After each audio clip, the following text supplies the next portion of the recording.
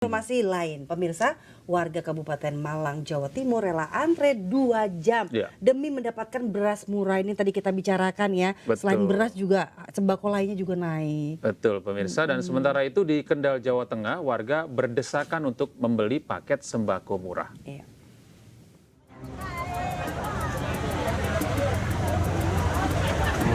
Antrian warga terjadi di pasar murah yang digelar Satgas Pangan Kabupaten Malang, Jawa Timur. Meski harus mengantri lebih dari 2 jam, warga antusias menyerbu beras medium yang dijual Rp51.000 per 5 kg. Harga ini lebih murah Rp4.000 dibanding harga di pasaran. Setiap warga dibatasi hanya boleh membeli 10 kg beras saja. Dalam pasar murah ini, Satgas Pangan menyediakan 4 ton beras dan 360 liter minyak goreng. 51 5 kilo. Kalau di luar biasanya berapa Bu sekarang? 1 kilonya 16. Gitu. Lebih murah ini Bu ya? Ya. Sementara itu ratusan warga di Kendal, Jawa Tengah rela mengantri hingga berdesakan untuk mendapatkan paket sembako murah yang dijual Kodim 0715 Kendal pada Selasa siang. Sembako yang disediakan berupa beras, minyak goreng, dan telur ayam ini ludes habis dalam hitungan menit. Di pasar murah ini, beras dijual seharga Rp10.000 per kilogram, minyak goreng Rp12.500 per liter, dan telur ayam Rp27.000 per kilogram. Pasar murah ini juga menyediakan paket sembako dengan pembelian menggunakan kupon. Paket 1 dijual seharga Rp90.000 berisi beras 5 kg, minyak goreng 2 liter, dan gula 2 kg. Paket 2 seharga Rp60.000 berisi minyak goreng 4 liter dan gula pasir 2 kg. Sedangkan paket 3 dihargai Rp50.000 berisi minyak goreng 5 liter. Dari tim liputan News melaporkan. Iya, ini selain beras ini Ica, ternyata ada beberapa komoditas lain yang juga turut terkerek nih harganya nih. Seperti yang satu ini pemirsa, harga kebutuhan ini merangkak naik ini menjelang bulan suci Ramadan. Iya, ini rasanya sudah puluhan tahun kita seperti ini ya, tiap menjelang Ramadan juga Idul Fitri ya. Dan untuk mengetahui perkembangan harga bahan pokok, sudah ada rekan kami Elsya Casey di Pasar Palmerah, Jakarta. Selamat pagi Elsya.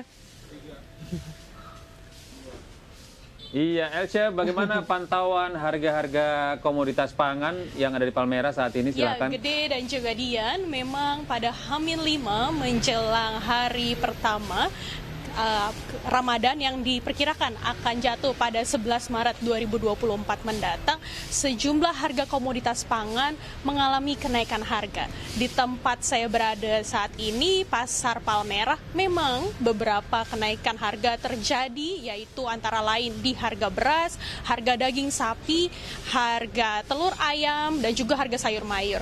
Menurut pantauan kami, memang harga daging sapi mengalami kenaikan yang semula berada di Rp130.000, kini berada di harga Rp140.000. Sementara telur ayam kenaikannya juga cukup signifikan, kini berada di harga Rp32.000 yang sebelumnya berada di harga sekitar Rp26.000. Sementara itu kenaikan cabai rawit dan juga cabai merah juga terjadi, yang sebelumnya berada di harga Rp70.000, kini berada di harga Rp80.000. Harga tomat juga meningkat, yang normalnya berada di Rp15.000, kini berada di Rp25.000.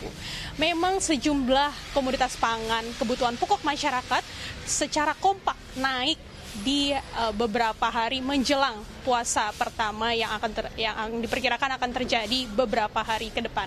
Dan untuk mengetahui lebih lanjut seperti apa komentar masyarakat terkait dengan kenaikan harga ini, kami sudah bersama dengan salah seorang pembeli yang beliau juga merupakan penjual nasi uduk di sekitar Pasar Palmerah. Ini kami sudah bersama dengan Ibu Yuyun. Selamat pagi Ibu Yuyun. Ibu Yuyun, seperti apa komentar Ibu menanggapi kenaikan beberapa komoditas pangan seperti beras, daging ayam, telur ayam, daging sapi, dan lain-lain?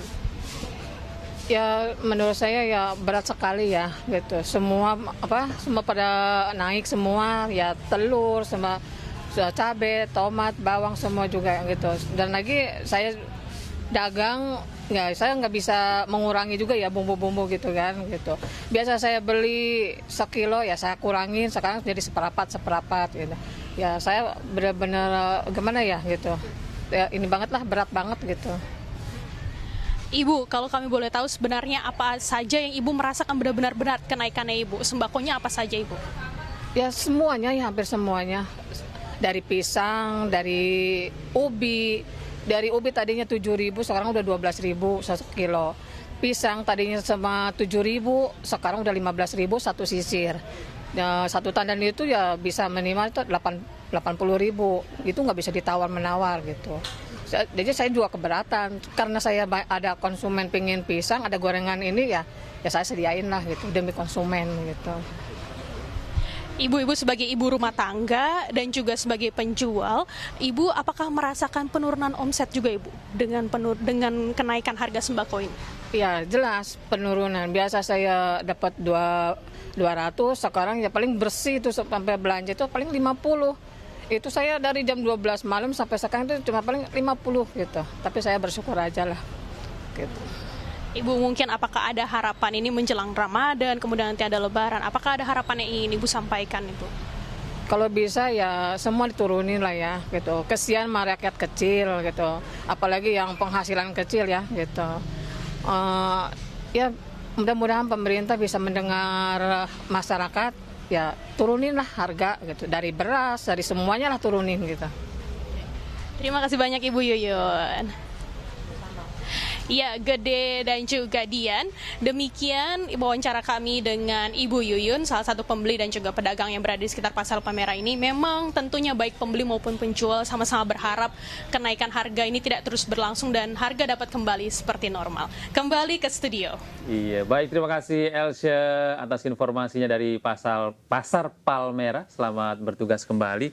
Iya, ini memang tren klasik yang selalu terjadi ya, selain memang supply and demand naik 10-15% ketika bulan suci Ramadan, ketergantungan impor juga kan kayak daging dari beras Australia, juga. CPO yang ngikutin minyak ya, dunia ya, tergantung CPO acuannya. Nah, tapi kenaikannya ini cukup signifikan ya, 10.000 hampir di semua produk begitu ya, beras, daging, tadi 10.000 juga. Sedih loh, cabai, seharian cuma dapat 50.000 nah, itu. Iya, ini yang harus memutar otak ini pada akhirnya para pedagang retail seperti Ibu tadi gitu kan.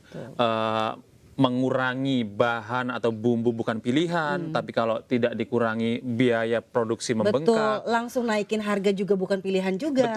Betul. Nah, ini memang pemerintah perlu putar otak terus ini bagaimana menyelesaikan masalah ini secara terintegrasi mungkin memiliki kebijakan-kebijakan yang benar-benar pro rakyat supaya hal-hal seperti ini nggak terjadi terus tiap tahun. Luar biasa, Ica. Food, Ica.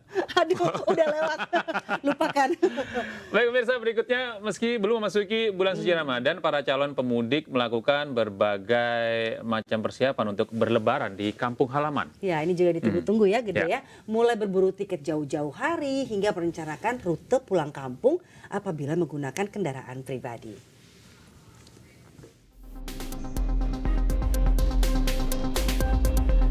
Salah satu tiket perjalanan yang menjadi pilihan untuk pulang ke kampung halaman saat Lebaran yakni tiket kereta api. Berdasarkan data PT Kereta Api Indonesia hingga Selasa 5 Maret 2024 pukul 11.30 waktu Indonesia Barat, tiket kereta api yang terjual sebanyak 962.118 tiket atau okupasi 42% dari total tiket 2.289.865 tiket. Tiket kereta api yang terjual mulai dari 10 hari menjelang Lebaran hingga 8 hari usai Lebaran. Dan saat ini dapat kami informasikan untuk pembelian tiket secara on the spot atau pemberian langsung di stasiun. Saat ini hanya berlaku untuk pemberangkatan go show atau pemberangkatan di hari yang sama dengan maksimal pembelian itu 3 jam sebelum keberangkatan. Sedangkan untuk pembelian tiket secara online ataupun melalui aplikasi KAI Akses saat ini bisa untuk keberangkatan 45 hari ke depan. Dengan begitu untuk pemirsa yang akan melakukan pemberangkatan atau perjalanan mudik Lebaran nanti, untuk pembelian tiketnya saat ini hanya bisa dilakukan secara online. Dan tak hanya berburu tiket pulang kampung, sebagian calon pemudik juga memanfaatkan mudik gratis pada Lebaran 2024. Mudik gratis dari Jasa Raharja disediakan bagi warga dari Jakarta menuju beberapa daerah, baik di Pulau Jawa maupun ke Sumatera. Jika tahun sebelumnya tersedia 76.000 lebih kuota, maka tahun ini bertambah menjadi lebih dari 80.000 kuota. Para pemudik akan diberangkatkan menggunakan 1.225 bus, 60 kereta api, dan 5 kapal laut. Dan ini kemudian kami perkirakan dengan perhitungan yang ada bisa mengirimkan pemudik hingga 80.215. Tinjauan arus mudik Jakarta Merak, Tol Jakarta Merak hingga Pelabuhan Merak dan Ciwandan dilakukan pihak Korlantas Polri, Jasa Marga, serta PUPR. Peninjauan dilakukan untuk memastikan agar arus mudik Lebaran 2024 berjalan dengan lancar.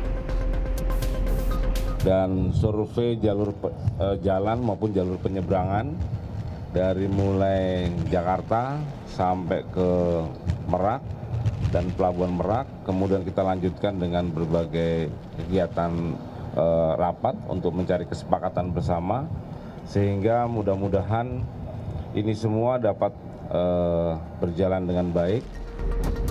Jika Pelabuhan Ciwandan khusus untuk para pemudik berkendara roda 2, maka Pelabuhan Merak difokuskan untuk pemudik dengan kendaraan roda 4. Dari Jakarta dan Banten, Tim Liputan iNews melaporkan.